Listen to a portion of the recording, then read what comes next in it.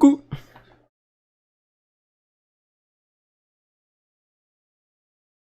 Comment ça va? Je viens de voir qu'on vient de dépasser les 5000. Exceptionnel. Enfin, les 5000. On est 5000 abonnés. Exceptionnel. Exceptionnel. 5000. Vous vous rendez compte? 5000, la moitié de 10 000. Merci les études. On fera sûrement un live spécial 5000 abonnés la semaine prochaine. C'est sûr et certain. Mais c'est beau. Bonsoir à tous, salut Negan, salut Thomas, salut Kazen, salut Ben, salut Chico, Shérif, Yaya, Noxy, Kaizen, Guillaume, Jenny. On a fait les 5000 abonnés, c'est beau. On va fêter ça la semaine prochaine, ce soir on n'en parlera pas, à part que oui, ça y est, on est à la moitié des 10 000, donc c'est une belle aventure qui se confirme. On fera voilà, une petite soirée live la semaine prochaine, c'est sûr et certain pour les fêter. Parce que généralement, on fête à chaque fois, dès qu'on passe les 1000, on fait une petite fête. Donc c'est cool. Possible qu'on fasse pas de fête avant les 10 000, hein, parce que là, on vrai qu'on est à 5000 maintenant. On fera sûrement voilà, un live prochain pour les 10K, peut-être qu'on en fera pour les 6000, 7000, enfin je verrai. Et pour les 5000, ouais, on les fêtera ensemble, c'est quand même excellent. Hein. C'est un 5000 en un an et demi, on va pas s'en plaindre, hein, au contraire. Hein. Plutôt très content de cette aventure. Donc voilà, comment vous allez? Tokoi n'est pas là hein, pour ce soir parce que voilà, il faut pas oublier que Tokoi a aussi sa chaîne et a aussi son boulot à faire de son côté. Hein. On est un duo ensemble, mais voilà, Tokoi est aussi un vidéaste, streamer, etc. Donc il est par moment aussi occupé de son côté. Donc ce soir il ne sera pas là et c'est moi qui m'occuperai de vous et encore heureux parce que c'est quand même moi le patron ici, donc il va pas nous faire chier celui-là et ni vous d'ailleurs parce que sinon je vous banne. Hein. J'ai plus le temps. Moi j'ai plus le temps. J'ai plus le temps depuis que m'avez saoulé avec Rick Grimes là. J'ai dû en faire une vidéo limite coup de gueule, j'avais envie d'incendier certaines darons. Ça suffit maintenant. Salut Vincent, salut Julien, Stéphane, Émilie. Go les 100K maintenant. Alors, on va se calmer, d'accord hein. On va se détendre. Mais oui, un jour peut-être, qui sait. Qui sait. On ne sait pas de quoi la vie est faite. La vie est surprenante, donc... Une fête chez toi direct, bien sûr. Une fête chez moi direct, ouais. Bien sûr que non, ça c'est...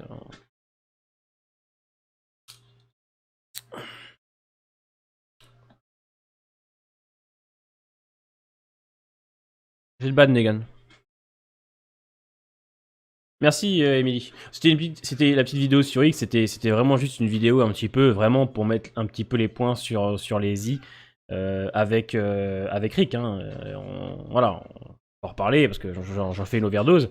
Il fallait. Merci Chico pour avoir rejoint la zone membre. Merci beaucoup, ça fait plaisir. N'hésitez pas à la rejoindre les amis. Hein. C'est 99 centimes par mois et vous avez accès à toutes les vidéos en avance. Vous avez les émoticônes, les badges. Merci beaucoup d'avoir rejoint la chaîne, ça fait plaisir. Merci pour le soutien. Donc voilà, ce soir on va parler donc de la saison 2 de The Walking Dead. Une très grande saison, aussi bien que la saison 1, voire encore plus brillante je trouve. Mais on va y revenir. Et j'ai hâte d'en parler parce que cette saison, c'est vraiment une des saisons qui m'a le plus marqué. Je pense, dans l'univers de The Walking Dead avec la 6 et la 4. La 2 pour moi ça a été un petit peu la... On va dire que la saison 1 c'était la rampe de lancement. Mais la 2, c'est l'explosion. La 2, pour moi, c'est vraiment l'explosion. Et il y a vraiment beaucoup de choses à dire. Salut, It's Black. Donc on va en parler ensemble. Vous allez pouvoir venir en parler en vocal avec moi. Il y aura le lien du Discord pour ceux qui ont envie de donner leur avis, bien évidemment, sur cette saison 2. Et on va commencer là, dans quelques minutes. On va attendre un petit peu que les gens arrivent tranquillement. Salut, Araxis. Première fois que je passe sur le stream qui est pour ma saison préférée. Bah écoute, avec grand plaisir. Installe-toi, prendre un coca, des popcorn, j'en sais rien, ce que tu veux. Mais j'ai l'impression que la 2 est la saison préférée de tout le monde. Alors, moi je dirais pas ma préférée, parce que pour moi c'est la 4, ça se bat entre la 4 et la 6, mais la 2 est exceptionnelle. La 2 est exceptionnelle.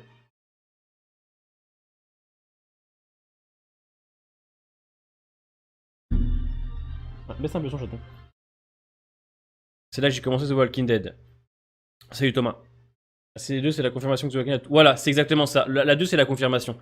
C'est-à-dire que la saison 1, c'est la rampe de lancement, et la 2, ça y est. La 2, elle explose. Salut Jack. La 2, elle explose. La 2, elle envoie. La 2, elle est parfaite dans tout ce qu'elle propose. Et en plus, les meilleurs épisodes sont écrits par... Par qui, à votre avis?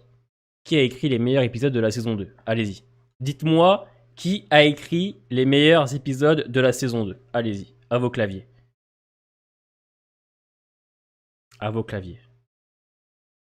Qui a écrit les meilleurs épisodes de la saison 2? Allez-y.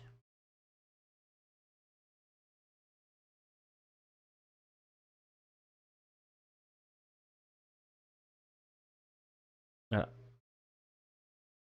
Qui nous a écrit les meilleurs épisodes de la saison 2?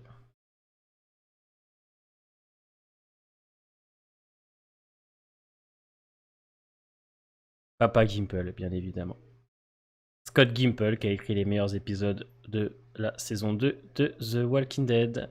D'ailleurs, Scott Gimple qui d'ailleurs a écrit les meilleurs épisodes de l'univers The Walking Dead entièrement, que ce soit World Beyond, Walking Dead, c'est lui qui a écrit les meilleurs. Donc ah non, parce qu'en fait, il faut savoir que Darabont n'est même pas dans la saison 2. C'est Glenn Mazzara. Darabont est crédité pour la saison 2, mais il n'a absolument pas bossé sur la saison 2. Eh oui, c'est Glenn Mazzara qui a repris. J'ai été étonné aussi, parce que je suis allé vérifier un petit peu mes sources. Et en fait, il est parti au début de la saison 2, le Darabont. Et c'est Glenn Mazzara qui s'est occupé de la 2 et de la 3. Et c'est là où Scott Gimple est arrivé pour commencer à écrire les épisodes. D'ailleurs, qui a écrit les meilleurs épisodes. Bien sûr, Guillaume, bien sûr. Bien sûr, Frank Darabont ne s'est pas occupé de la saison 2. Non, non, non, non, non. Je vais refaire une confirmation parce que vous me faites douter de moi-même. Mais non, non. Non, non, non, non, non, non.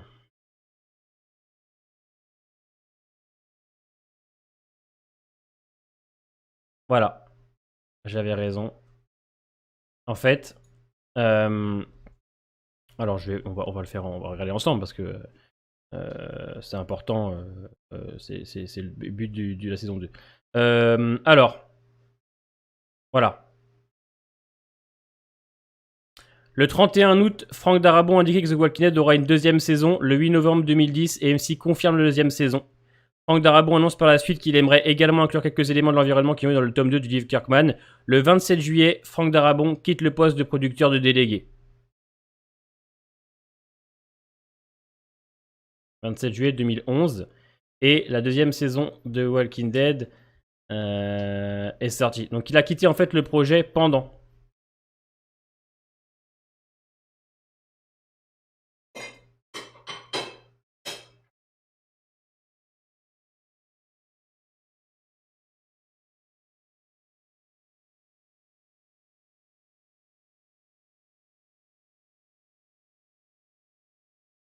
En fait, c'est un peu compliqué. En gros, Darabont a travaillé un peu sur la saison 2. Mais de ce que j'ai compris, en fait, il a commencé en juin 2011, donc le tournage, sauf que lui a quitté en juillet 2011. Donc il est resté sûrement les premiers épisodes, et après, il s'est barré. Parce que il a écrit quand même le premier épisode de la saison 2. Il a écrit, et après, à partir du deuxième, c'est Glenn Mazzara. Ensuite, Scott Gimple pour l'épisode 3. Angela Kang pour l'épisode 6. Scott Gimple pour l'épisode 7. Scott Gimple et Glenn Mazzara pour l'épisode 10. Angela Kang pour l'épisode 11. Glenn Mazzara pour l'épisode 12. Et Glenn Mazzara pour l'épisode 13.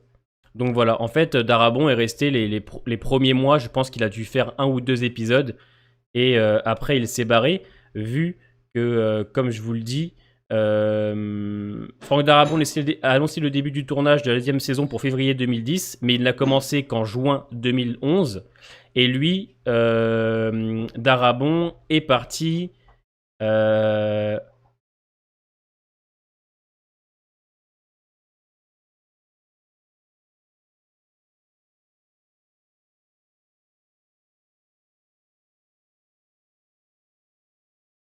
Et Darabont, il quitte le 27 juillet donc 2011, donc un mois plus tard, et c'est Glenn Mazara qui le remplace. Donc vous voyez, en fait, Darabont, il a bossé vraiment que sur, je crois, les 2 premiers, et même pas peut-être le premier, vu que c'est quand même, ça a été en un mois. Donc voilà. Angela Kang est là depuis très longtemps, les amis. Elle a bossé sur beaucoup d'épisodes de la saison 2, et c'était très bien. Alors, excusez-moi, j'ai pas lu vos commentaires. Ah bon, ok, je savais pas. Je pensais que c'était courant saison 2. Je dormirais moins con. Au passage, je suis Yoko sur Twitch. Ouais, j'avais reconnu, frérot. L'épisode 1, je crois qu'il est au scénario, c'est ça, voilà. En série, le passage à faire est largement meilleur qu'en comics. Il me semble que le départ d'Armand, un peu à la cause du départ de Jeffrey. Oui, je crois que aussi c'est ça.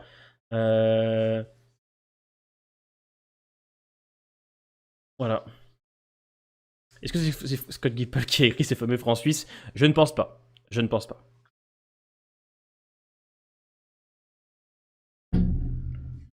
Ouais, exactement, Anthony. L'acteur de Day décida de quitter le tournage en solidarité avec Franck Darabont. Alors, cette saison 2, on va pas sentir clairement la disparition de Monsieur Darabont. Enfin, la disparition, on va pas exagérer, mais le fait qu'il ait quitté. Pourquoi Pourquoi on ressent pas son absence? Parce que Monsieur Glenn Mazara, donc qui est un très bon écrivain qui a écrit la série The Shield que je conseille, a repris clairement l'idée de Darabont, donc la réal et les personnages. Franck Darabont, c'est vraiment en saison 3. Mazara, c'est vraiment en saison 3 qu'il va, lui, maintenant commencer à faire son The Walking Dead. On le voit bien au niveau des rôdeurs qui sont différents, au niveau de la réal, le format de ses épisodes et le côté très psychologie des personnages. Donc, c'est en saison 3 qu'on va vraiment pouvoir parler du travail de Glenn Mazara, puisqu'en saison 2, pour moi, il fait ce que aurait voulu Darabont, puisqu'on sent que Darabont était là. Voilà, les premiers épisodes, qui avaient sûrement dû bosser sur toute la saison au niveau de l'écriture ou autre. Donc je pense que Glenn Mazara n'a fait que suivre ce qui a été indiqué. Et après, bien évidemment, en saison 3, il s'est lâché et a fait son The Walking Dead à lui. Mais ça, on reviendra bien évidemment sur Monsieur Mazara en saison 3. La saison 2, pour moi, c'est vraiment la perfection dans tout ce qu'elle propose. Que ce soit au niveau de la réalisation, qui est excellente. Au niveau des personnages, qui sont tous très bien écrits, les uns aussi bien... vous m'avez compris. Le rythme des épisodes, la liberté qu'on prend par rapport aux comics, tout est bon, en fait, dans cette saison 2.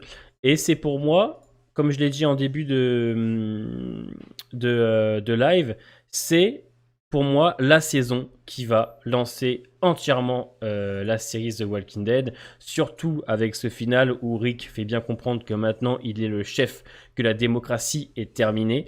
Pour moi, c'est vraiment c'est vraiment la saison 1, c'était vraiment le tremplin. Et la 2, pour moi, ça y est, on en voit. On en voit, ça y est, c'est pour moi le début de la série, c'est tout. Parce qu'en plus, au-delà de ça, je pense que presque tous les épisodes de la saison 2 sont excellents. Ils sont presque tous marquants, certains bien évidemment plus que d'autres. On retiendra bien évidemment, alors attendez, je le récupère juste ici.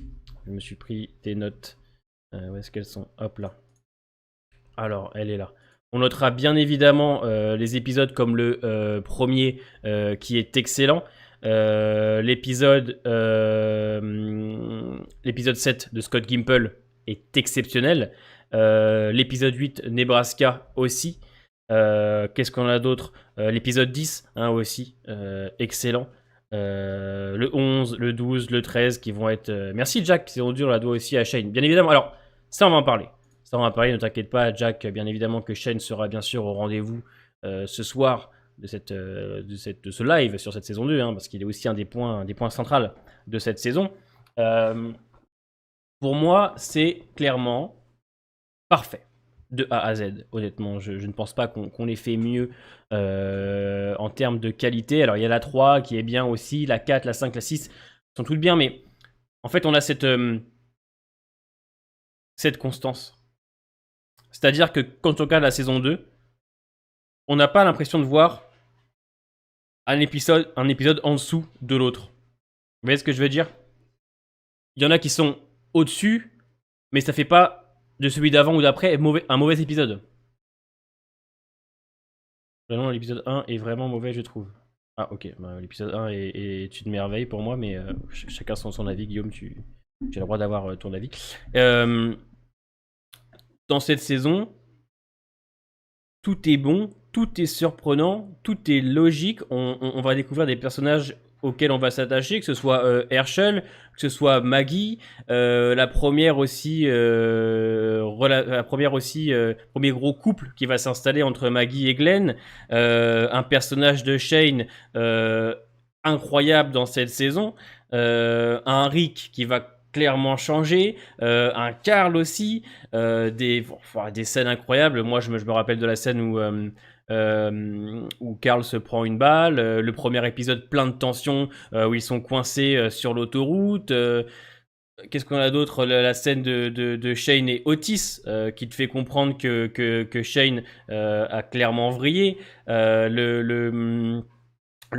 rivalité Rick Shane, Herschel et sa famille. Le final de saison, la scène de Lagrange exceptionnelle.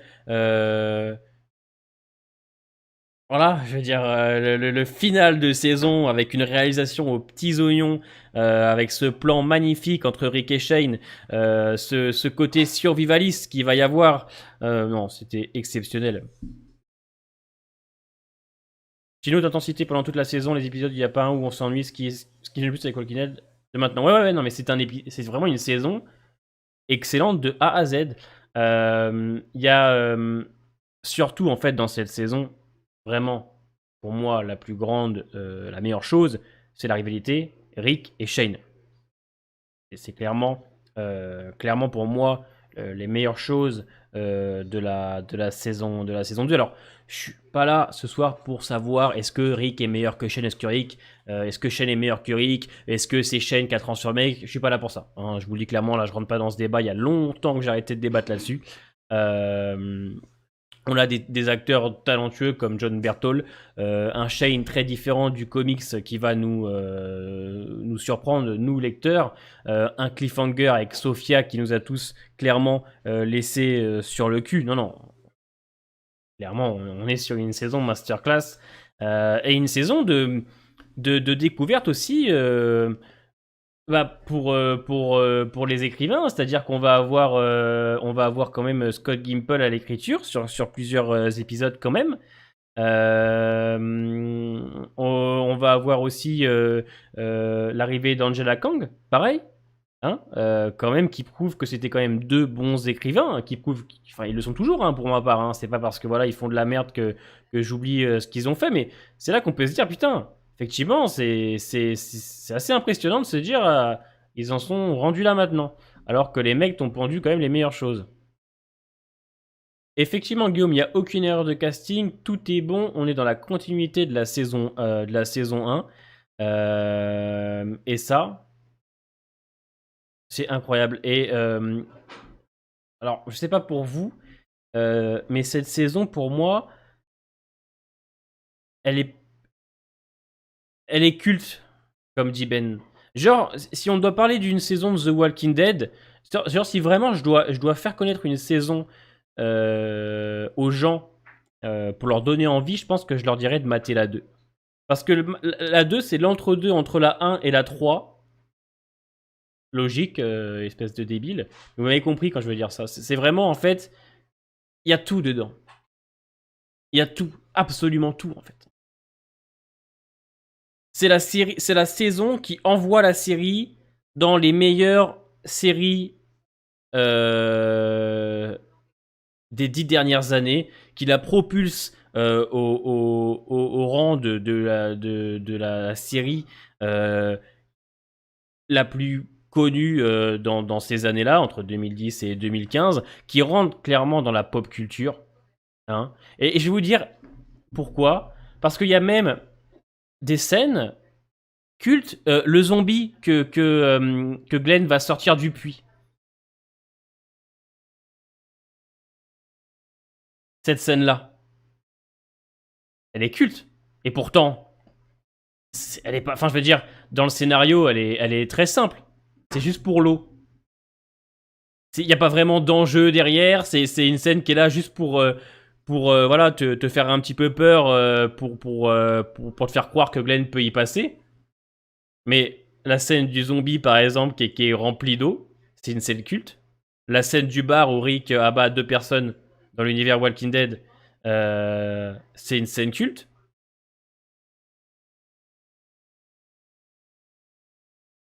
L'arrivée des personnages comme Herschel ou même le personnage de Laurie est excellent, c'est bien écrit. Il y a plein de petites scènes cultes. La scène... Alors en fait, cette saison 2, alors je dis pas que dans les autres saisons, il n'y a pas de moments cultes, c'est faux. Mais en saison 2, t'as plein de petits passages qui sont cultes. La scène de la grange, avec l'arrivée de Sophia, exceptionnelle. La scène de Rick dans le bar, exceptionnelle. La scène de Carl qui se prend une balle, exceptionnelle. Le zombie plein d'eau dans le puits, exceptionnel. Le final de saison avec la mort de Rick, avec la mort de Shane, pardon, exceptionnel. L'arrivée des rôdeurs sur la grange d'Herschel, exceptionnel.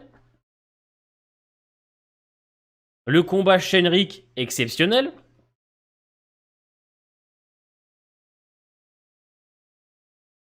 Citez-moi une chose qui va pas dans cette saison. Il y a rien. Tout est surprenant.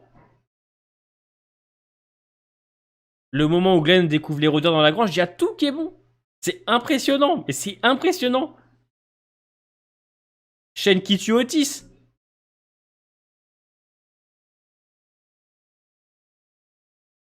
Même la biche, elle est limite vraie. Elle est vraie, je crois, quand il la voit. C'est que quand elle prend une balle, c'est du 3D. Mais sinon, même la biche, elle était vraie.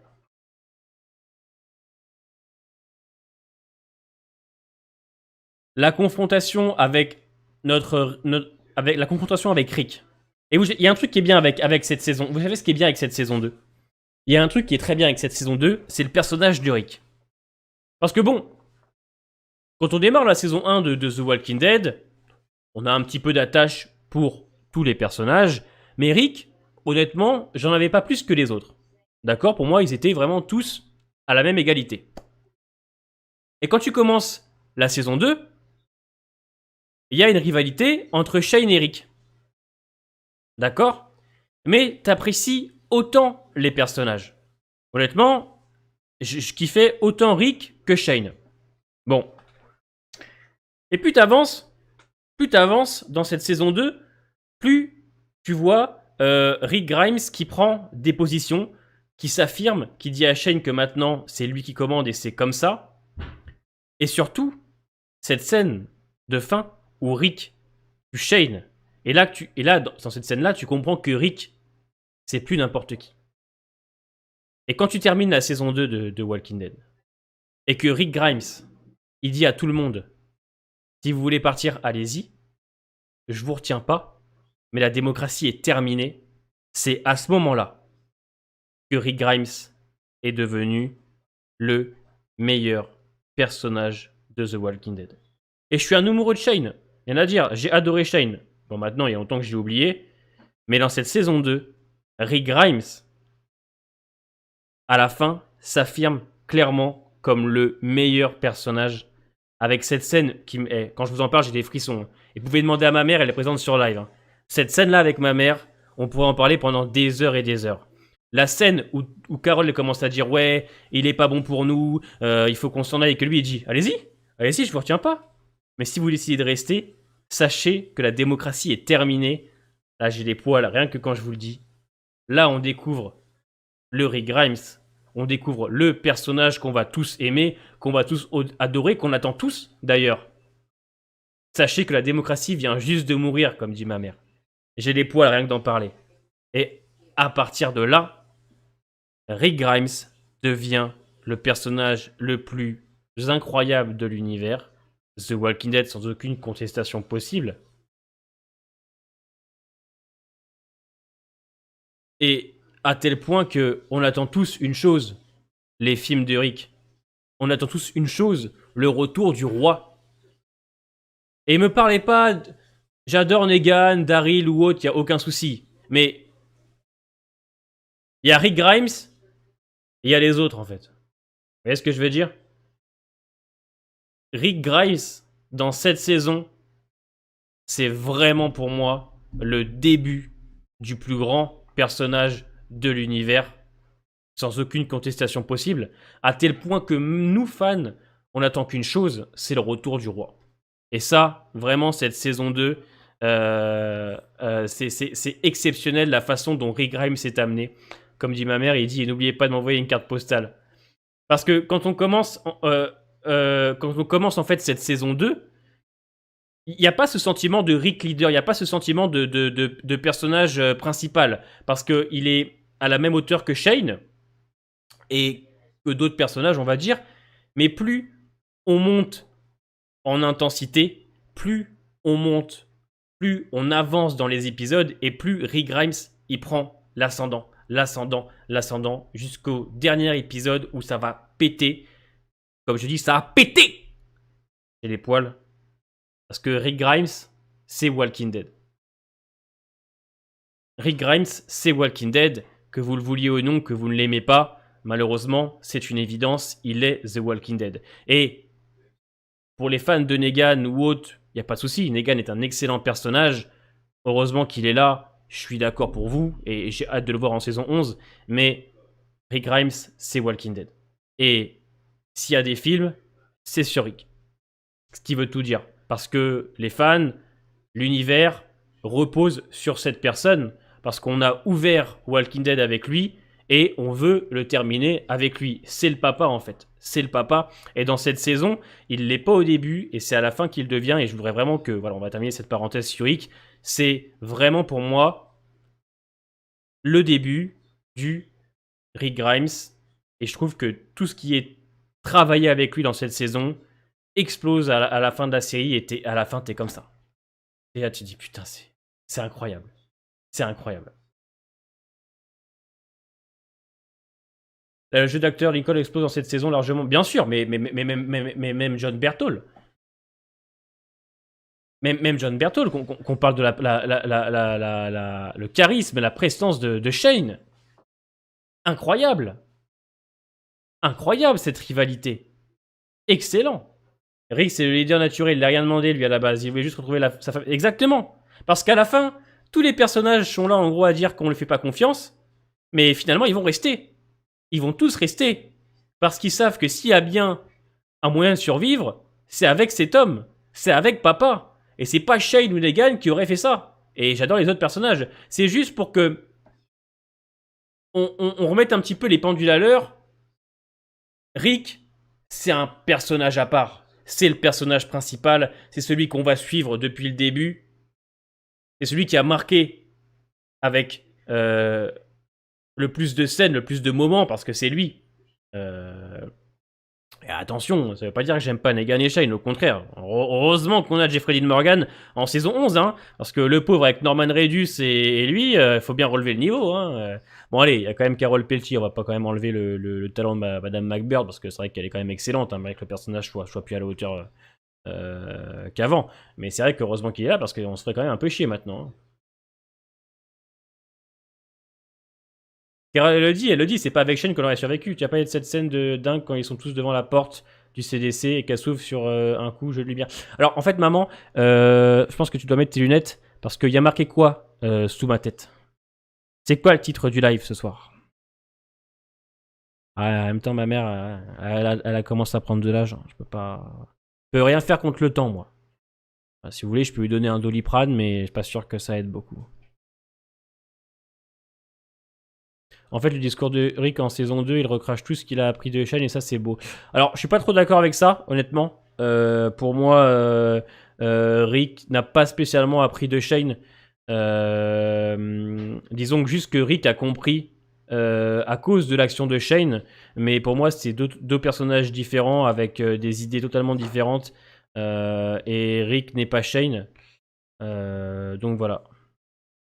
Ça c'est un débat auquel je vais pas rentrer parce que ça peut durer des heures. Maman. Ah oui, parce qu'il y a ma mère sur le live.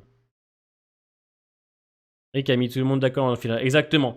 Mais au-delà de ça, donc au-delà d'une révélation, au-delà comment on appelle ça, d'un personnage comme Rick Grimes euh, qui va se révéler, tout autour, on a aussi des personnages super attachants et qu'on va aimer. Que ce soit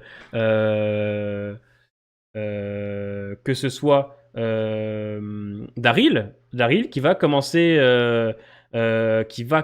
petit à petit à s'affirmer. Le fait qu'il recherche Sophia et qu'il voit que tout le monde en a rien à foutre et qu'il y a que lui qui est à fond.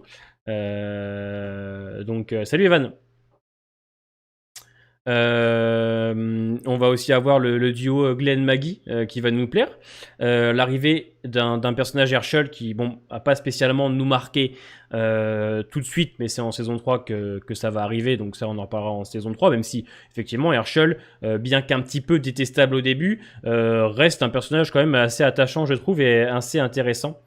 Tu ne penses pas que le fait qu'il tue Shen, ça aide à faire voir son discours? Si, le fait qu'il le tue, mais sinon, les deux n'ont rien à voir. Les deux n'ont rien à voir. C'est surtout l'action de Shen, en fait, qui va mener à Rick à être, comment on appelle ça, comment on pourrait dire ça, à être un petit peu plus... à resserrer un peu les boulons, on va dire. Mais c'est pas la personnalité de Shane qui l'a changé ou la vision du monde de Shane. C'est juste son action, en fait, qui a conduit Rick à réfléchir autrement. Mais pas les idées de Shane. Juste l'action, en fait, qui l'a mené à essayer de le tuer. Et surtout un personnage, un personnage, faut qu'on en parle. Faut qu'on en parle, c'est Dale. Dale, messieurs, dames. Excellent dans cette saison. Excellent. Excellent. À tel point qu'il y a un épisode qui m'a marqué sur ce personnage-là. Alors, pour moi, le Dale, c'est un personnage. Alors, je pense que vous allez peut-être confirmer. C'est le gentil personnage avec un bon fond qui essaye de faire les choses de la meilleure des manières, qui a un côté très pacifiste, qui est toujours là pour essayer de sortir le meilleur des gens, qui est humain, voilà. Et ce sont des personnages qui me font penser un petit peu à Tyrese, à John Dory. C'est vraiment le symbole de l'humanité, ces personnages. Vous voyez ce que je veux dire? Et Dale, il est incroyablement touchant dans cette saison, surtout quand alors il décide de euh,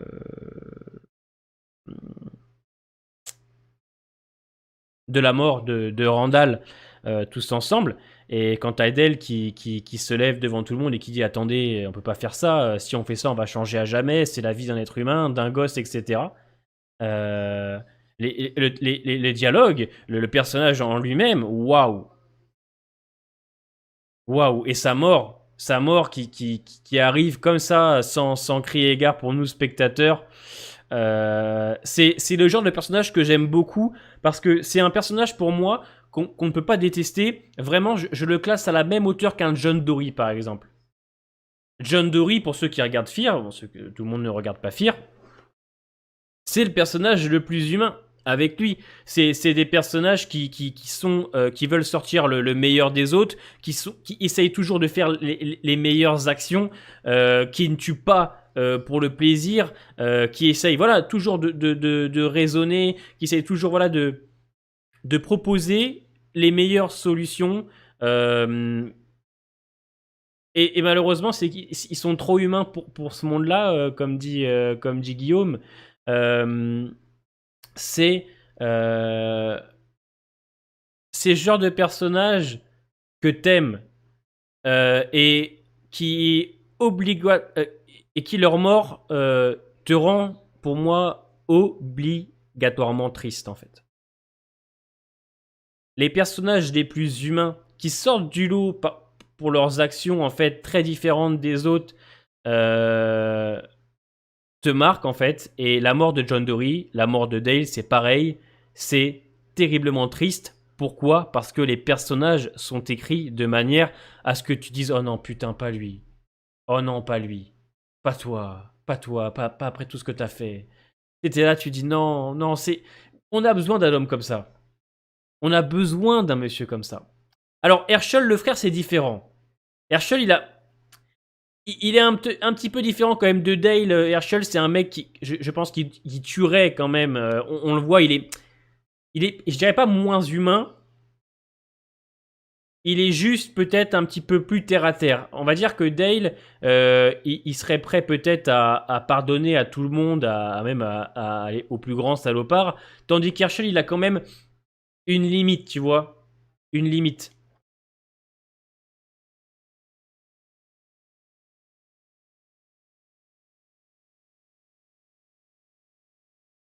Ouais, mais Jack, la, la différence avec le comics, elle est bien d'un côté. Je trouve que c'est plutôt bien géré. Il y a un côté paternel pour Andrea, là où il y a un côté voilà, romantique, sentimental dans le comics. La mort de Dale m'a plus touché que celle d'Andrea. Alors moi, Andrea, vous le savez, mon opinion dessus, je m'en branle. Je m'en branle. Andrea, franchement, c'est un personnage qui m'a pas plu du tout dans la série. Mais Dale, ça a été la première mort pour moi où tu dis putain, personne n'est à l'abri en fait. Dale n'était pas fait pour ce monde-là, où Herschel l'était déjà beaucoup plus. Parce que Herschel, comme je l'ai dit, il est humain, c'est vrai, on peut pas lui enlever, surtout en saison 3 et 4, il va quand même le prouver, mais il a ses limites et il sait qu'à un moment donné, il faut agir et qu'on n'a pas le choix. Là où Dale, lui, va vraiment, vraiment, toujours essayer de trouver la meilleure solution possible sans faire mal, en fait. Sauf qu'à un moment donné, dans un monde comme Walking Dead, t'es obligé, tu vois, d'agir. Salut Louis, parce que t'as pas le choix. Effectivement, en plus, Herschel a un côté très idéaliste. Lui, il veut sauver tout le monde, les rôdeurs, etc. Donc c'est des personnages différents, mais c'est quand même un petit peu les doyens. Pour moi, c'est les personnages un petit peu qui font un petit peu voilà, référence à nos grands-pères. Donc c'est pour ça que j'ai aussi beaucoup d'attaches pour eux, parce que moi j'ai perdu le mien il y a 5 ans. Et c'est des personnages auxquels maintenant je m'identifie encore plus, parce que quand je les vois, quand je vois Dale parler de l'humain, quand je vois Herschel donner des conseils à Rick comme un grand-père, hein, moi ça me touche maintenant. Donc effectivement, ouais, il y a ce côté paternel, ce côté patriarche, comme je disais dans le live de Val où j'avais défendu la saison 4, de ces personnages qui font du bien. Je préfère la relation de Dale paternelle plutôt que la relation romantique. Je trouve que dans la série, c'est beaucoup plus touchant. Ouais, dans la série, c'est plus touchant, effectivement. N'hésitez pas à mettre un petit pouce bleu, les amis, c'est très important pour la chaîne. N'hésitez pas. Voilà, comme Thomas dit, on va aussi avoir l'apparition de Maggie. Donc, alors, Maggie, qu'on se le dise, à ma grande surprise, j'ai remarqué que c'était un personnage qui n'était pas spécialement apprécié. Hein, je suis assez surpris. Je suis assez surpris, je vous cache pas que Maggie, je pensais que les gens l'aimaient. Hein. Moi, c'est un personnage que j'aime beaucoup, Maggie, que je suis content de retrouver quand même en saison 11. Et c'est là où on va donner le premier Love Interest dans cette saison, parce que la relation amoureuse Rick-Laurie, elle puait du cul déjà depuis le premier épisode depuis le deuxième épisode de la saison 1. Tandis que la relation Glenn-Maggie va apporter pour moi une petite touche romantique à la série, qui est très importante, parce que qui est actuellement le plus grand couple de l'univers Walking Dead? Alors, me parlez pas de June et John Dory, même si j'adore John Dory. Le plus grand couple de Walking Dead, c'est Glenn et Maggie. Et on va donc découvrir ce personnage-là Donc, avec Glenn qui va faire un super duo en fait. Je suis un peu deck du coup de pute que Arki s'est mis à la série, mes personnages restent grave cool. Effectivement, ouais. Pour Maggie, je pense que les gens ont trouvé les stats depuis la saison 7. Non, Maggie, dans les premières saisons, c'est un bon personnage. Après, pour moi, ça s'essouffle. Alors, il y a un petit côté qui s'essouffle avant pour moi de redonner un intérêt en saison 8 et surtout en première partie de saison 9 que je vais apprécier, ouais. Maggie Lane, on est tous d'accord. Non, c'est Alden. Alors lui, il va prendre un permaban. Hein. Lui, le coach, il va prendre un permaban. Hein. Et ni Alden, vous êtes des fous. Imaginez, genre vraiment, je pose une question, genre vraiment, quel est le meilleur couple de l'univers, et on me répond Alden et Enid, mais vraiment sérieusement, tu sais. Genre la personne me dit, non, mais vraiment, Alden et Enid, c'est le meilleur couple. Qu'est-ce que vous voulez que je réponde à ça? Qu'est-ce que vous voulez que je dise? Pas? Je vais pas répondre à ça. Je serais choqué. Maggie et Glenn, c'est le meilleur couple et le plus intéressant de l'histoire de l'univers. Oui, parce qu'en plus, bon, alors ça, on va y revenir dans les saisons prochaines, mais il y a plein de choses qui vont tourner autour d'eux. Ça, c'est excellent. Mais tu sais que en 49 minutes, le couple Degan-Lucille a réussi à se classer dans mon top 3 des couples. Désolé, c'est pas saison 2. Non, mais alors oui, on en reparlera à l'avenir, hein, vous inquiétez pas quand on fera la saison 10. Mais oui, effectivement, l'épisode de Negan avec Lucille est excellent. Alors, pour moi, trop léger encore pour en faire partie du top 3, mais effectivement, qui est excellent.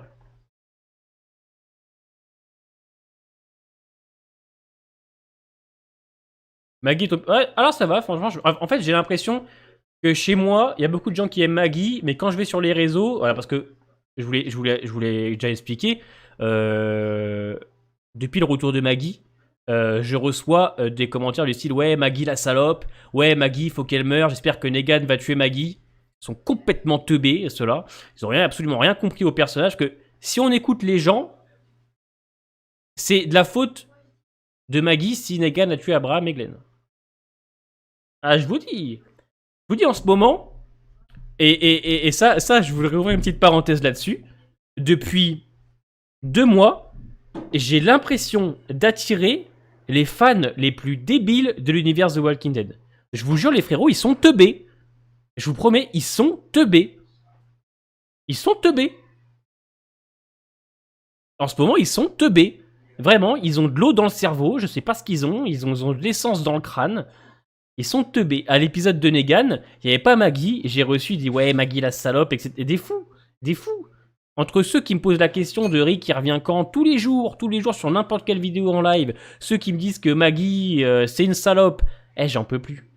Je vous jure, en ce moment, j'ai une tête comme une pastèque avec les fans de l'univers. Je vous jure, ils sont teubés.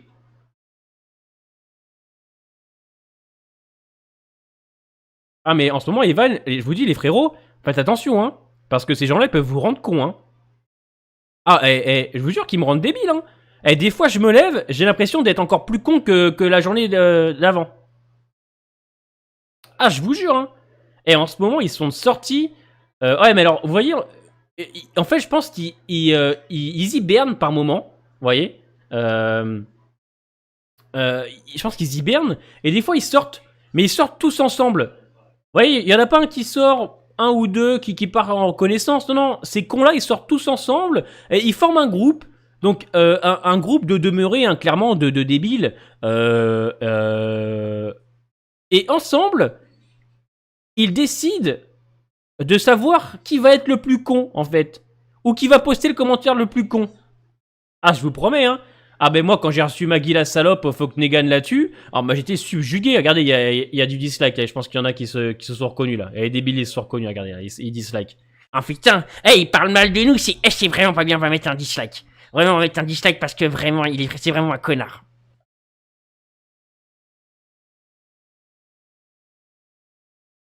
Tu penses que Rick va revenir dans la saison 11?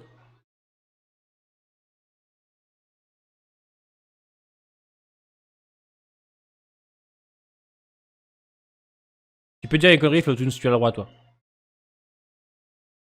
Ah mais franchement, je vous jure, on n'a pas de chance, hein. Je vous jure, on n'a pas de chance parce que nous, ouais, on est quand même des fans de l'univers Walking Dead. On est vachement laxiste, on est gentil, on essaye d'être le plus objectif possible.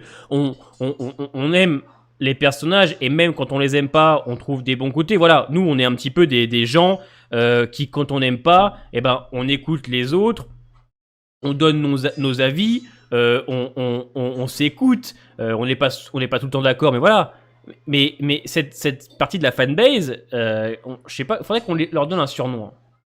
Honnêtement, faudrait qu'on leur donne un surnom. Alors, le surnom, les cons, c'est vraiment ne pas respecter les cons, à la limite. Vous voyez ce que je veux dire? C'est dénigrer le con. Alors, le con, à la limite, voilà. On a besoin de cons dans ce monde, c'est important. Mais cette partie des gens de la communauté de Walking Dead, je peux pas les qualifier de cons parce que je manquerais de respect aux cons. Je sais, Alex, hein, on devrait leur donner un nom particulier à ces débiles. Vous voyez ce que je veux dire? Vous voyez ce que je veux dire? On va leur trouver un surnom. Je vous promets qu'on va trouver un surnom. Et dès qu'ils posteront un commentaire complètement débile, on répondra que par ça, avec un hashtag les baisses. Non, mais baisse, ça va, c'est pas pire. Non, non, vous savez, on devrait les appeler les Alden. On se connaît. On sait très bien que voilà, Alden, c'est ensemble. Les Alden, c'est bien. Je vous propose ça maintenant. je vous propose ça. Ce qu'on fait, à chaque fois qu'il y a un commentaire débile, ok, on les appelle, on fait hashtag les Alden. Et là, la communauté, elle va se comprendre. Ensemble, on se comprendra. Voilà, je vous promets qu'on les appelle les Alden. Et on va rigoler. Je vous promets. Et il y a un de nous qui va poster un hashtag les Alden, on va se comprendre direct. Il n'y aura même pas besoin de répondre, il y aura juste à liker le commentaire. Et on va se comprendre. C'est parfait. Donc, les Alden sont complètement débiles. Voilà, c'est une catégorie de personnes dans l'univers de The Walking Dead, de fans, qui sont complètement abrutis, qui ont la capacité de réflexion d'un Alden, qui sont aussi utiles qu'un Alden, et qui sont aussi présents qu'un Alden. Voilà, c'est validé, c'est parfait, on part là-dessus. Je compte sur vous pour répondre à des commentaires débiles avec ce hashtag, les Alden. C'est exceptionnel. Effectivement, Louis, tu as le droit de rien gagner, ça sera livré chez toi demain, mais bravo à toi. Continuons ce live, après cette petite parenthèse sur les Alden. Salut John. Au-delà donc de personnages forts comme Rick, comme Glenn qui va commencer aussi à s'affirmer, comme Carol aussi qui petit à petit va monter crescendo après la mort de sa fille, que ce soit aussi... excusez-moi, je bois du coca. Que ce soit, voilà, Daryl, Shane, Andrea aussi. Il y a des petits personnages secondaires que je peux trouver intéressants. Allez, on va parler de T-Dog, mais si c'est pas transcendant, mais... Il y a aussi les personnages de Carl qui commencent aussi à monter en intensité. Il y a une évolution et il y a une envie d'emmener les personnages le plus loin possible. Salut Noah. Vous voyez? Il y a une envie de faire évoluer les personnages dans cette saison qui est visible et qui est excellente. Alors, pas toujours de la meilleure des manières pour certains personnages. Pour Shane, c'est plutôt la dégringolade pour le personnage, pas en termes d'écriture, mais pour lui. Carl qui, après la mort de Dell, commence à changer. Ouais, Carl, il change. Il change. Et il y a un truc aussi. Alors, en rapport avec Carl... D'ailleurs, les Alden, comme je vais les appeler, hein, parce que maintenant c'est leur nouveau nom, les Alden ont incendié le personnage de Laurie en disant que c'était une salope, qu'elle servait à rien, etc. Alors que Laurie, en saison 2, est un excellent personnage.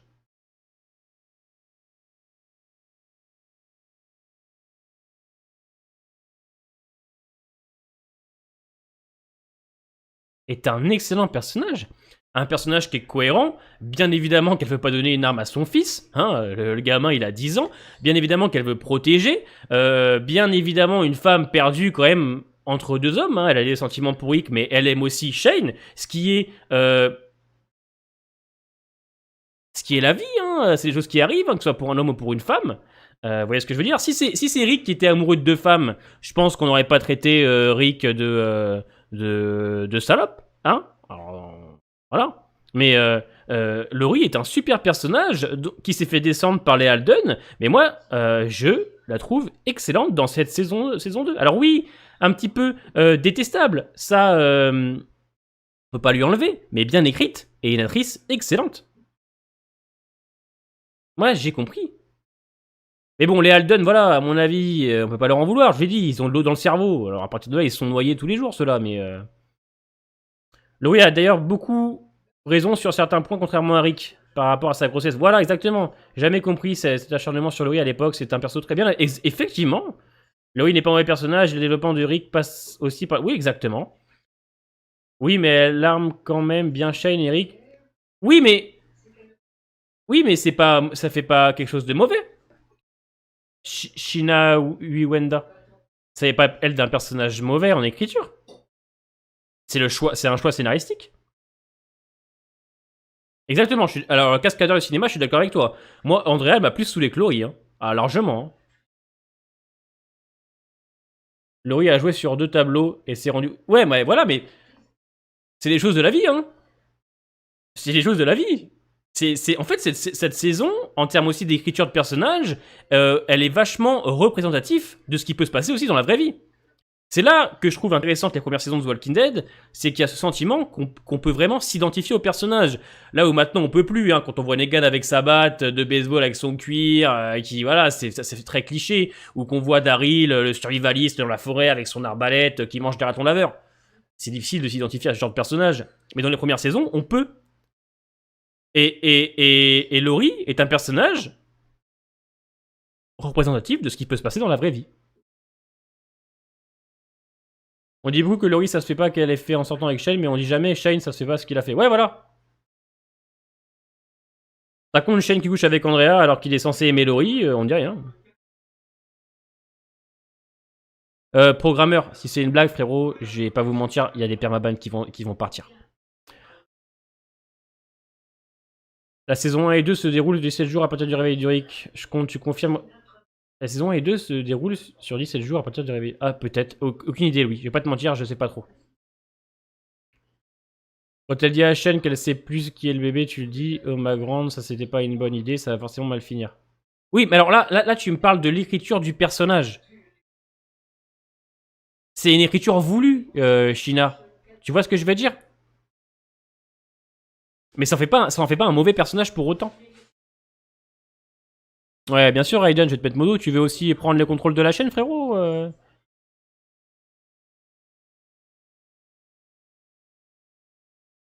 Les gens mélangent tout entre bons personnages et persos qu'on apprécie ou pas. Ça veut pas dire... Ouais, exactement.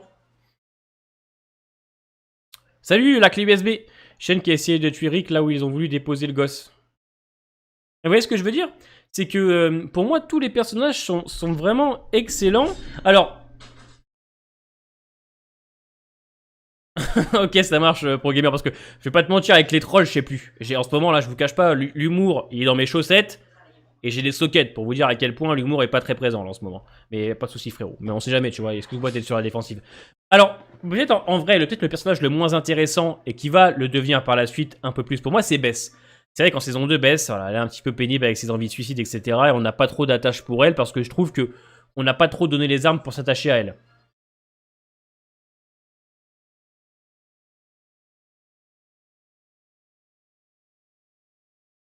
En fait, faut pas confondre nos...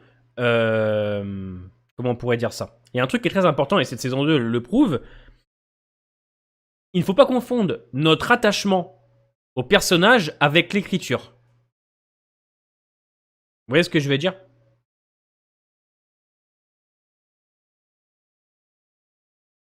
Il ne faut pas confondre notre attachement avec le personnage et son écriture. C'est pas pareil.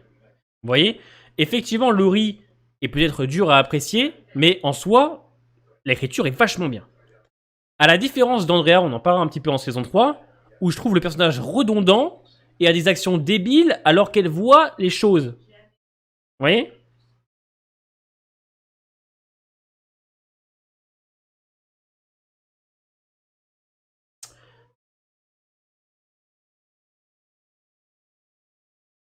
Ah ouais, non mais les Alden, je vous jure... Après, alors, Carole, on en parlera plus en saison 3 et 4, parce qu'effectivement, Carole va commencer un petit peu à s'affirmer en deuxième partie de saison 2, mais ça reste encore léger, vous voyez. voyez oui, l'écriture de Laurie est excellente. Mais voilà, c'est un truc qu'il faut qu'on... Alors, c'est difficile à faire, et c'est vrai, mais moi, ça m'arrive de détester un personnage et de me dire, putain, il est nul à chier, alors que, oui, il est nul à chier pour moi, mais en fait, l'écriture est vachement bien. Mais c'est normal. C'est parce qu'on réagit à chaud et on se rend pas compte, et on se rend compte plus tard, en se disant, mais en fait, ah ouais, mais finalement, elle était con comme un balai, celle-là, mais finalement, l'écriture était vachement bien, vu quand on y pense. Ouais, je trouve que dès la saison 2, Andrea, ça allait pas. Et Andrea ne m'a pas marqué. On est d'accord. Je suis pas le seul à pas avoir supporté Andrea.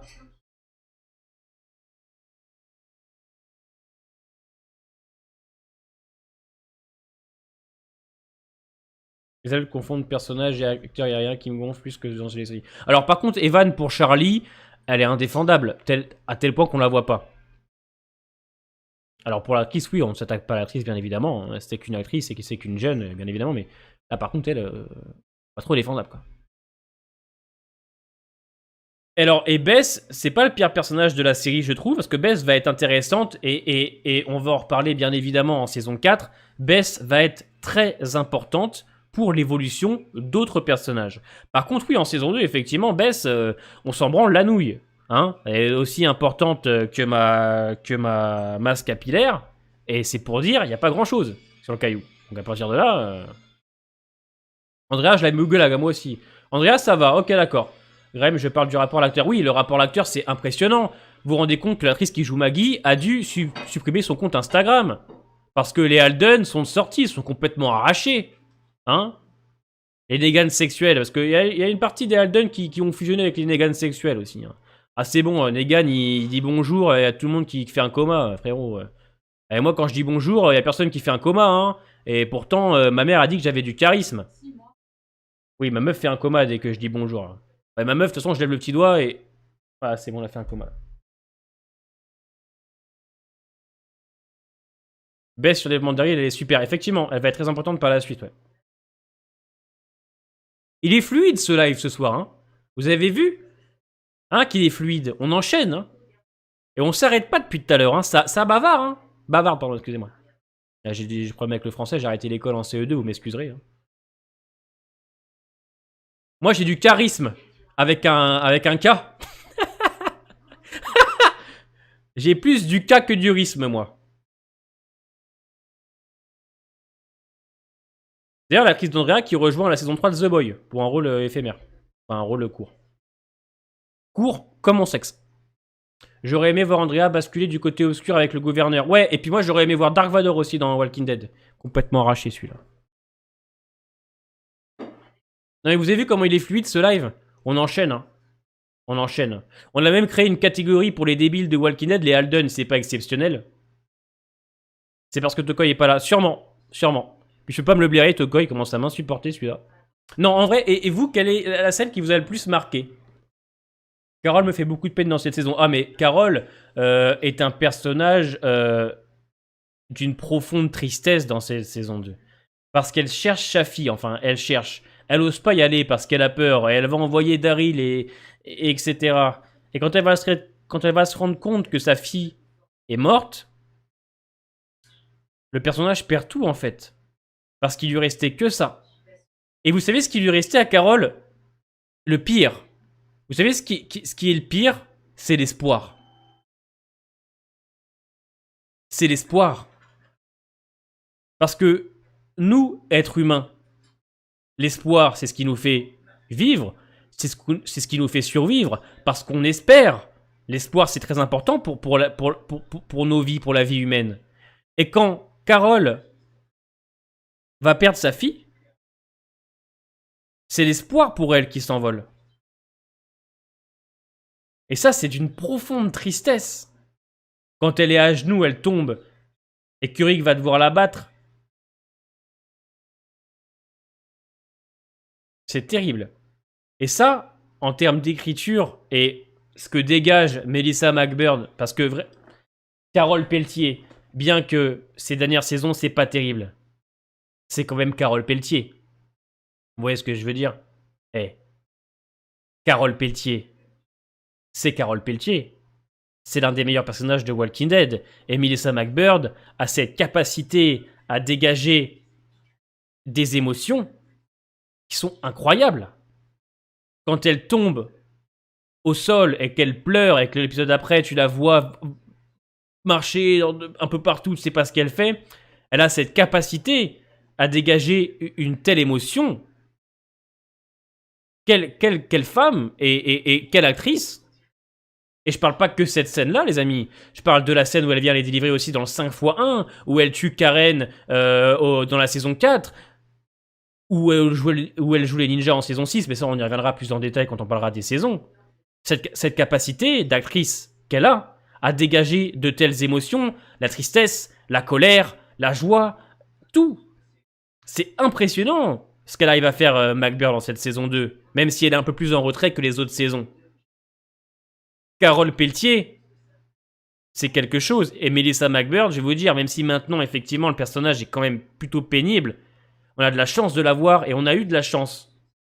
Et on a encore de la chance, je pense, de la voir parce que on n'en parle pas assez de son jeu d'acteur excellent parce qu'on parle beaucoup du personnage.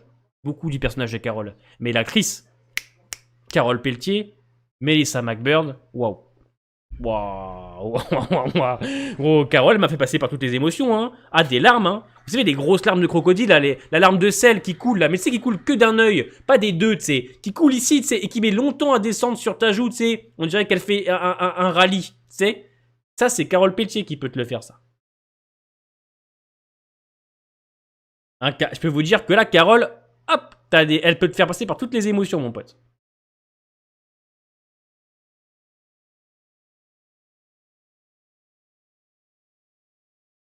Alors, je lis vos commentaires parce que là, je vous ai fait un speech sur Carole parce que vous avez bien compris que Carole était un de mes personnages préférés. D'ailleurs, ma mère le dit aussi, et quand ma mère elle parle, généralement, elle a raison. Meilleure évolution, bien sûr, je pense qu'on est tous d'accord pour dire que c'est la meilleure évolution, bien évidemment. Autre scène, moi, qui m'a marqué, et je pense que beaucoup pour vous, c'est la scène du bar. Ça marche, le frère, à plus tard. La scène du bar. Elle est tendue, cette scène du bar. La scène du bar.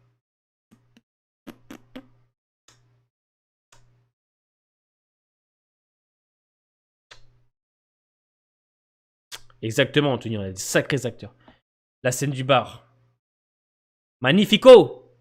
La pasta! C'est archi cliché ce que je viens de faire, et c'était nul à chier. Vraiment, c'est une honte pour la peine. Je vais me frapper avec quelque chose que j'ai sous la main. Bah, malin. Ah! Et cette scène du bar. Quand on a deux personnages qui arrivent, donc, retrouver nos autres personnages dans ce bar, et tu sens la tension. Tu sens la tension. Tout de suite. Tout de suite. Tu sens qu'il y a un truc qui va pas. L'épisode Nebraska. L'épisode Nebraska. Tu sens qu'il y a un truc direct qui va pas. Et là, Rick Grimes va changer. Là, Rick Grimes commence à changer. Exactement, Flo. Exactement, c'est ça.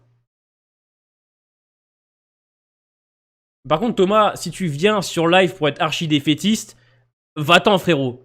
The Walking Dead, c'est fini, les gars, faut arrêter. Ben, frérot, casse-toi, frérot, si t'es pas content. C'est le live de ta daronne ou pas? Ah ouais, frérot, faut arrêter.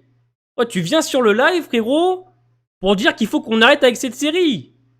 Mais viens pas. Viens pas, parce que, premièrement, on s'en branle, et tu perds du temps. Frérot, t'es un Alden. Ça, c'est un Alden, vous voyez. La tension monte petit à petit. Et Rick va nous surprendre tous. C'est là que le personnage va surprendre. Parce qu'il va les abattre avec une telle froideur, un tel sang-froid. Et avec un côté très animal, parce que, rappelez-vous du regard d'Andrew Lincoln, quand il abat le dernier. Waouh. Quelle scène! Quelle scène! Et puis tout un enchaînement qui va amener à comment c'est, Randall. C'est exceptionnel cette scène. Moi je me rappelle avec ma mère, on était sur le cul. Elle était sur le cul. Parce que il tue ses premiers humains et il les tue de sang-froid parce que Rick sait que maintenant, on peut plus trop rigoler. Il a un Carl qui est malade, il a besoin d'Herschel pour que tout le monde se calme à la grange. Il sait que là, il y a 2 mecs qui rentrent, c'est lui ou eux. Quelle scène. Mais ça, c'est en saison 4, Pro Gamer, on va y revenir. Restons dans la saison 2, les amis. Ouais, pas mal, Anthony. Il paraît que le Nebraska, c'est pas mal. Et puis on sent, et puis nous, spectateurs, on le sait. Nous, spectateurs, on le sait. On sait que ça va arriver, mais tu sais pas comment. Parce que à cette époque-là, on connaissait pas Rick comme ça. Vous voyez ce que je veux dire? Au moment où on regarde cet épisode, où on voit cette scène pour la première fois, jamais tu penses que Rick va agir comme ça. Jamais tu penses que Rick va agir comme ça. Et quand il le fait, à la fin, t'es sur le cul. T'es en mode... What? T'es là en mode... What? Après, t'as Herschel qui prend le flingue, ça tire. Oh, c'est excellent. Quelle scène excellente. Moi, c'est pas la scène qui m'a le plus marqué. Celle qui m'a le plus, même c'est la fin du discours de Rick et la moitié de la caméra vers la prison. Non, mais on va y revenir, je pense. On fera une petite aparté parce qu'on en a perdu en début de live, Evan. Mais cette scène, effectivement, dans le bar est excellente. Une scène aussi, je pense que certains vont être d'accord avec moi, c'est la scène où Rick parle à Carl et qui lui dit « Je vais mourir » et qu'en gros, ce sera à toi de prendre la relève. D'ailleurs, on embrasse Scott Gimple qui a fait les meilleurs épisodes et les plus beaux jours et qui nous a niqué Carl Grimes. Ah, j'ai encore en travers de la gorge, hein. Et je peux vous dire que j'ai du mal à l'avaler. Bon, c'est une phrase à partir de son contexte, mais vous m'avez compris. Vous voyez, le discours que Rick fait à Carl, il est exceptionnel avec dans la grange, hein, avec ce plan. Il est super.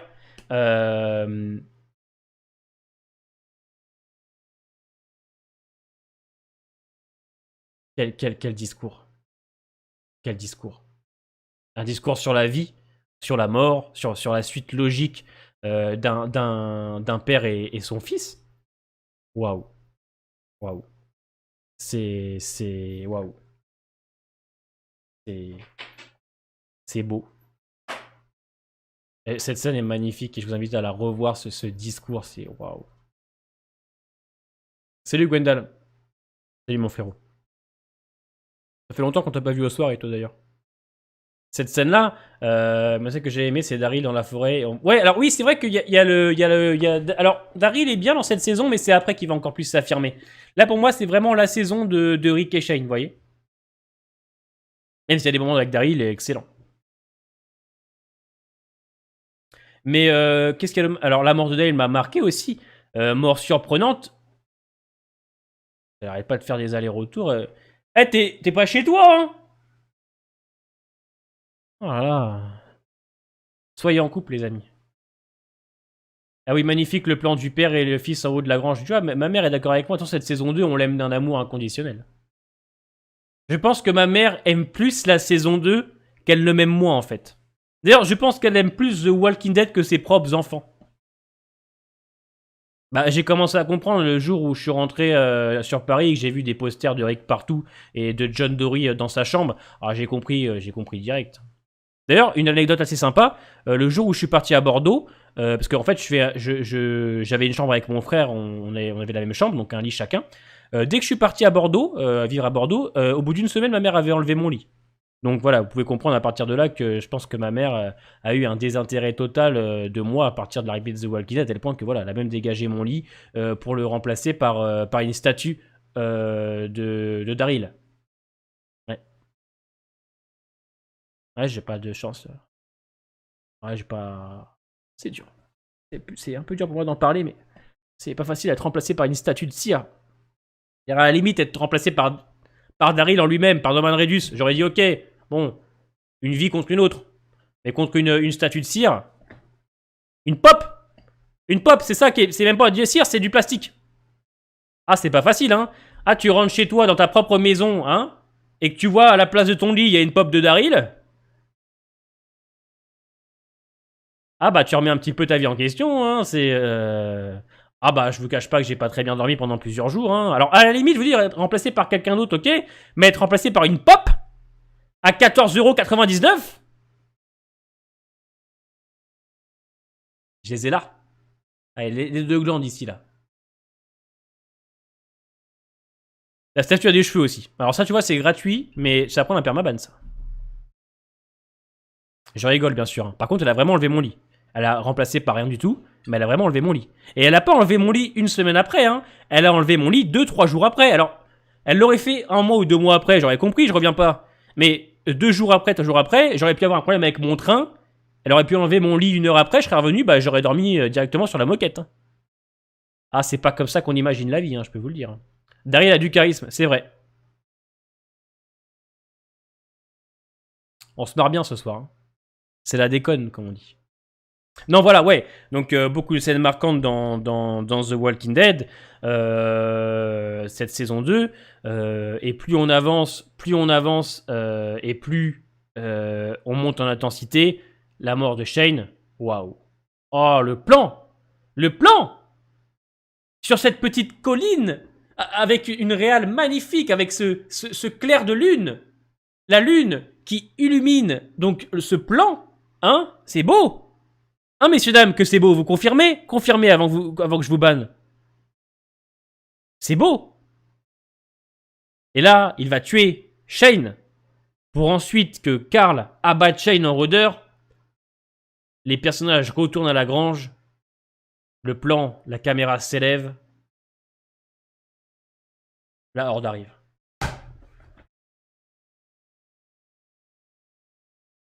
J'ai des frissons, moi.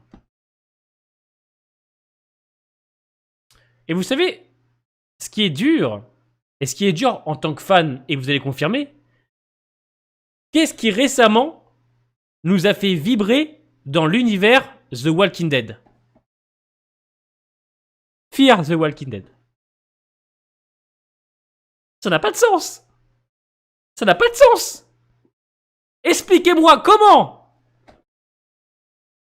la série merde The Walking Dead ne fasse plus vibrer, que l'univers ne fasse plus vibrer autant que les premières saisons.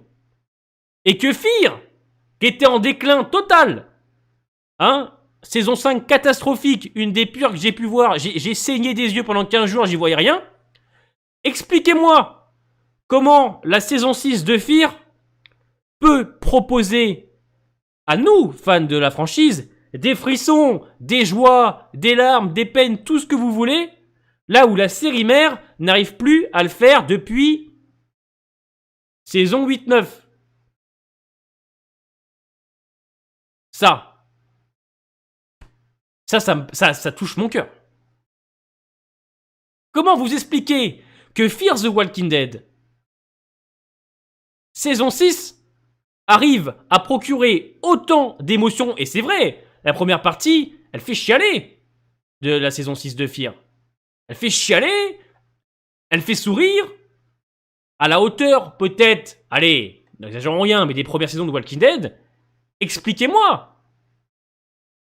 Donnez-moi une réponse. Ou je vous paie un permaban à tous. Et je rigole pas. Expliquez-moi. Oh, on a eu des frissons en saison 9, évidemment, avec Rick.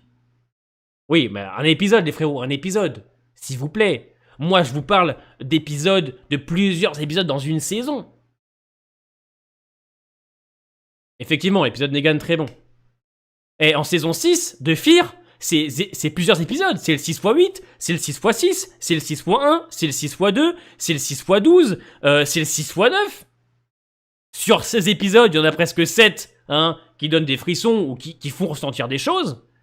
Là où Walking Dead, en saison 10, elle m'a fait ressentir deux choses. À l'épisode 10, allez, au 11, au 12. Et c'est tout. Et allez, l'épisode final avec Negan. Et c'est tout.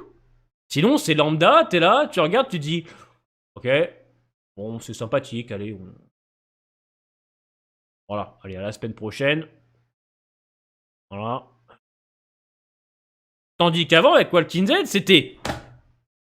Putain. On enchaîne. On enchaîne. Pour les frissons, il y a World Beyond. Ouais, non, mais c'est des frissons de fièvre. C'est pas pareil, Alex, avec World Beyond. C'est-à-dire que tu mates World Beyond. Alors, tu mates le premier épisode de World Beyond, t'es là, ça va. Le 2, ça va. Le 3, ça va. À partir du 4, tu lances le 4, d'un coup, t'as une fièvre, en fait. T'as une fièvre de cheval, t'as une chiasse, mon pote, t'as intérêt à avoir un débouche-chiotte parce que sinon, tu vas jamais t'en sortir. Et à partir de World Beyond, quand tu la regardes, tu chopes le coronavirus. D'ailleurs, je sais pas si vous avez remarqué, mais le Covid-19, il est quand même arrivé quelques temps après World Beyond.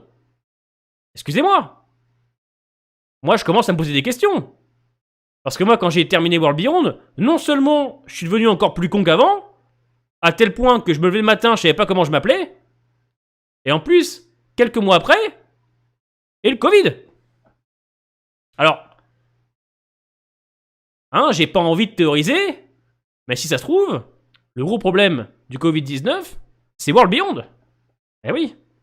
Hey, tout s'enchaîne. Hey, hey. Ah, je peux vous dire que non seulement World Beyond rend débile, mais en plus te rend malade.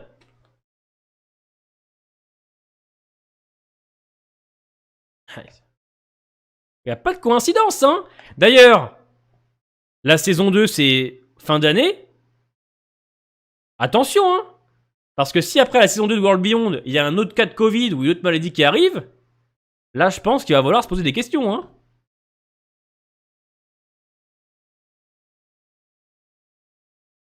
World Beyond, un complot de Haldon. Ouais, effectivement, ouais. Et en plus, écoutez, j'ai pas envie de foutre le bordel, mais qui c'est qui a écrit les meilleurs épisodes de World Beyond?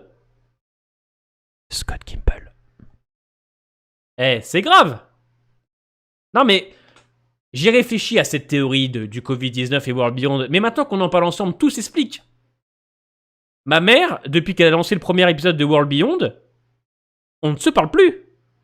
On se parle de temps en temps, quand elle a besoin d'argent, parce que depuis que je suis youtubeur et que je gagne des 100 000 euros par mois, elle me demande beaucoup d'argent. Beaucoup trop d'ailleurs, et je commence à en avoir marre parce que je dois lui faire des chèques de 100 000 euros pour acheter, pour aller au spa. Pourquoi ma mère va au spa, elle veut prendre des hôtels 5 étoiles. Voilà, je commence à en avoir marre. World Beyond a créé dans ma vie quelque chose de terrible.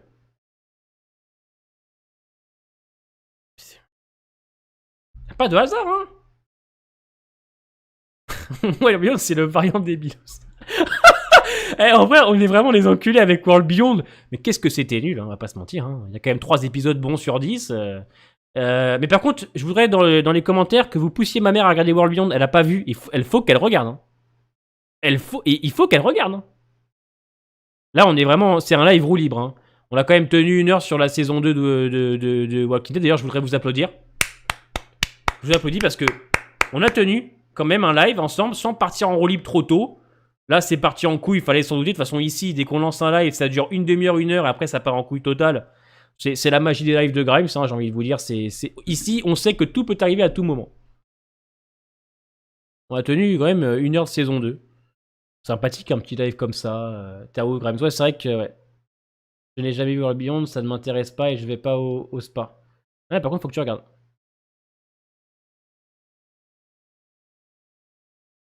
Non, voilà. C'est pour dire qu'on vanne, mais on est d'accord pour se dire que...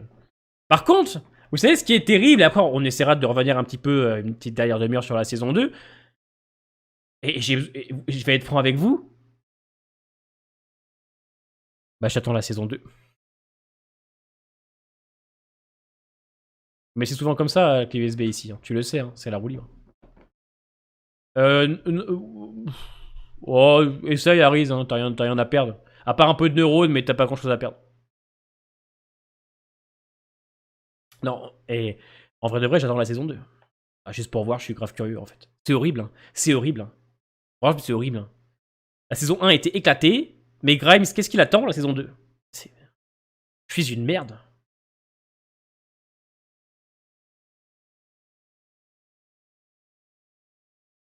Bien vendu.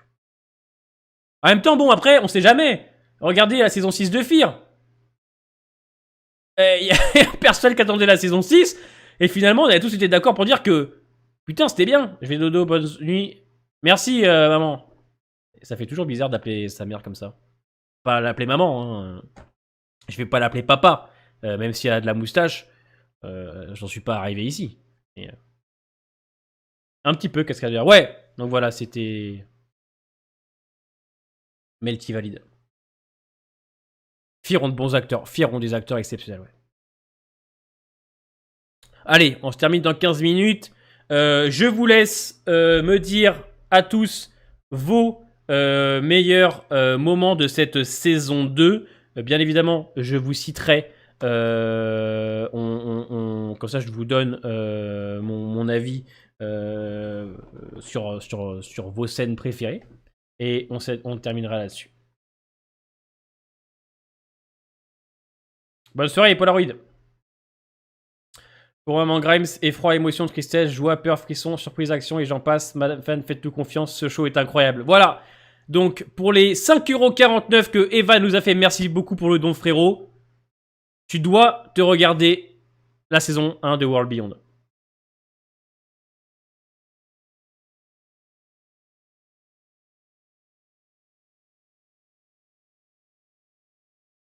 Alors, les décors, ils sont bien les 3 premiers épisodes. Après, Jib, après, c'est nul. Hein. La mort de Shane. Excellent. Excellent dans tout ce qu'elle propose, puisqu'en plus, elle est très choquante pour nous parce qu'on s'y attendait pas. Donc, je suis d'accord. L'épisode de la grange avec Shane qui pète des câbles tout le long. Excellent. Scott Gimple a sorti un épisode d'une délice, d'une écriture incroyable et d'une scène de fin et d'une prestation d'acteur incroyable. Je valide. Non, il regarde pas Thomas. La grange, la mort de Shane, le bar, Nebraska, je suis d'accord. Épisode incroyable. La grange, ça revient.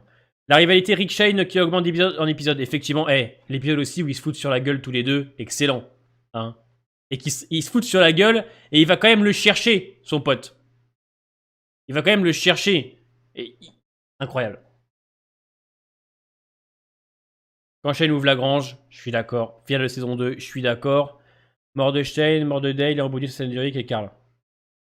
Je valide. A plus, Enzo. La mort de Dale. Très triste. Entièrement d'accord avec vous, les frérots. Je vous rappelle 2 fois 1 où la Horde passait. On n'a pas trop parlé du 2 fois 1 avec la Horde, mais excellent aussi. Plein de stress, hein. Un épisode en plus avec une belle mise en scène, avec des plans en hauteur assez sympathiques, et des rôdeurs. Une sacrée Horde. Excellent. La grange, Carl qui se fait tirer dessus, le bar et la baston, Shell Véstric avec l'otage. Ouais. Le tir d'Andreas sur Daryl. Je crois que c'est Andrea. Ouais, c'est ça. Ça, c'était une scène aussi surprenante. On pensait qu'elle avait fumé Daryl. Et vous imaginez, Daryl, il serait mort à cet épisode-là, une balle dans le front, parce que l'autre conne, elle est complètement ahurie. Duel entre Shane comme des frères. Ouais, le combat des faux frères, là. Excellent, je suis d'accord. Autre scène, Shane sous...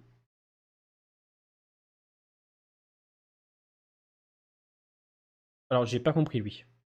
Le final de saison 2 avec les plans sur la prison dans les dernières minutes, effectivement. Et aussi le petit plan sur Michonne, hein, on n'en parle pas.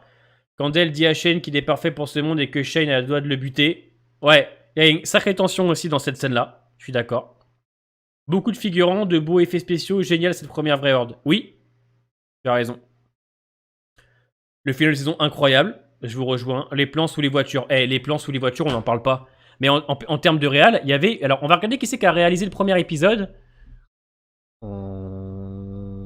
Donc, le premier épisode, c'est Darabon qui l'a écrit. Et la réalisation, c'est Ernest Dickerson. Alors, il a réalisé l'épisode pour Walking Dead, Dexter, les 4400. Ok. Urgence, Les Maîtres de l'Horreur. Heroes, Les Experts Miami. Esprit criminel. Weeds. Ok. New York. Bones. Ok. Excellent. Oula, putain, tous les commentaires. Daryl et Merle, si, j'ai bien aimé.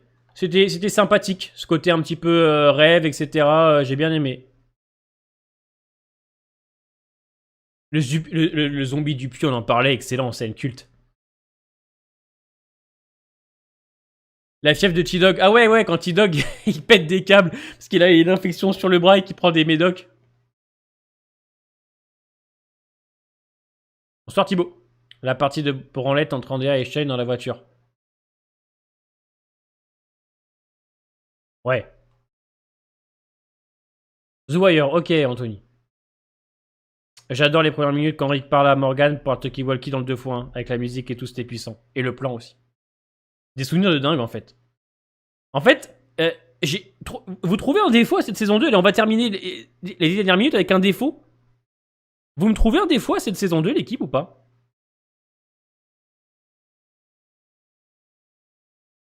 Sérieusement?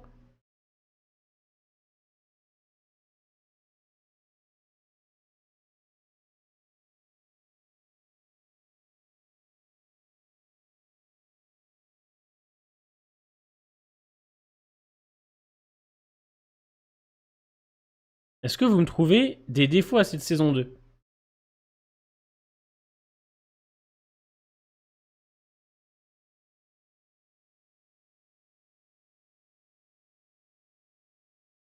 Aucun défaut. Honnêtement, non, c'est ça qui est fou. Elle est lente. Ah, tu la trouves un petit peu lente, toi, Toons? C'est vrai qu'on peut, par moment, en première partie, trouver un rythme un petit peu léger sur certains épisodes, mais je trouve que ça va. Andrea, les bâtards, je vois pas mal il y a pas mal d'Andrea. On est d'accord? Andrea, elle nous cassait les couilles, en fait. Oui, il y a un défaut, Alden.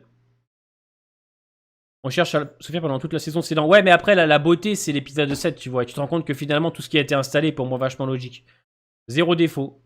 Alden. Putain, Alden, le pauvre, il prend cher même quand il est pas arrivé. Vous avez des petits trucs à dire. De toute façon, tous les bons personnages, ils sont tous morts. On les a plus maintenant dans les... Bah, si, on a quand même Negan, Daryl et Carol. Parce que Carol, on dit ce qu'on veut, mais... Carol. Et on a maintenant Maggie qui revient. Les anciens personnages, oui, sont partis. Oui, je suis d'accord. J'ai eu plus de mal avec Laurie. Ouais, je peux comprendre.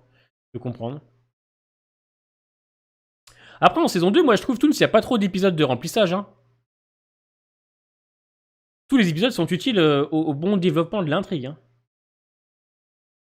Ça reste souvent un ferme d'Herschel. Bah, c'est ça, en fait, le thème de la saison, c'est la ferme d'Herschel. Et encore, les amis, vous êtes durs, hein, parce qu'il n'y a que 13 épisodes. Hein. Shane et Andrea qui couchent ensemble alors que Shane est amoureux de Laurie. T-Dog n'est pas développé. Après, T-Dog, il n'y avait pas besoin. Hein. N'oubliez pas que dans certaines séries, il y a des personnages qui sont plus que secondaires, qui sont juste, voilà, pour créer un peu de vie dans les groupes. Hein, il n'y avait pas d'intérêt, je pense, à développer T-Dog. Hein.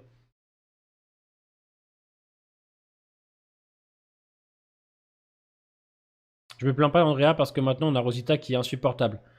Ouais, alors insupportable, on la voit pas. Elle est insupportable d'être inexistante, surtout. On la voit plus. Dell qui veut tout le temps sauver Andrea et Bess qui se tranche les veines. Alors pour Bess, je suis d'accord. Bess, effectivement, des parties un petit peu pénibles. Si on n'avait pas la tâche pour le personnage. Pour moi, c'est la faiblesse du propos de Jenner. Ouais, mais ça, on en a parlé. Parce que, en fait, la saison 1 était pas sur le marché. Du coup, il avait fait un truc avec le CDC qui a été abandonné vu le succès qui est arrivé. Bon, les frérots, c'était un petit live sympathique. Hein? Non, ma préférée, en vrai, c'est entre la 4 et la 6. Mais j'adore la 2, elle est incroyable. Non, c'est en saison 3 que Glenn Mazara va changer un petit peu tout ça. Mais sinon, c'est comme la saison 1, pareil. Glenn Mazara a continué ce que Darabon avait mis en place.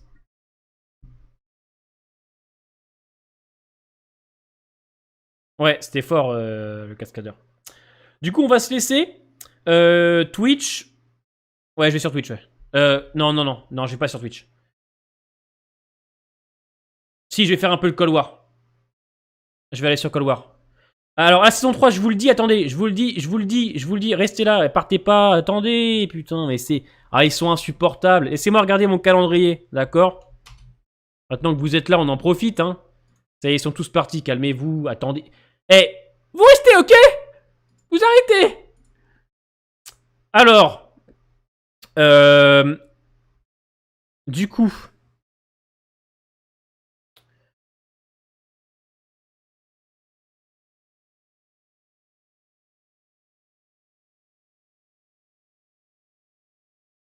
Alors, lundi, rétro du... Rétro de la saison 3, donc lundi soir 21h, rétro de la saison 3. Et Et jeudi prochain, live spécial pour les 5000 abonnés. On fera une soirée défi avec des paliers de likes, de viewers et de dons. Donc lundi, rétro de la saison 3 et jeudi prochain, live spécial des 5000 abonnés. Bah oui, j'ai un programme, hein, Jib. Hein. Ah ouais, faut aller sur le Discord ou sur YouTube aussi. Hein. Je mets à jour mon programme toutes les semaines. Hein. Ouais, excusez-moi, c'était long. Excusez-moi, je cherche. Tokoi lundi sera là, je crois. Je pense. Donc voilà, parce qu'en fait, j'adapte mes lives par rapport à l'euro. Parce que je suis en live sur l'euro sur Twitch mardi et mercredi prochain. Donc voilà, lundi, la saison 3.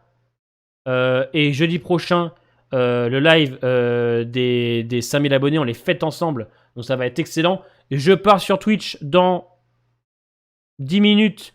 On va faire un petit peu de Call of Duty Cold War, on va parler, hein, comme on fait d'habitude.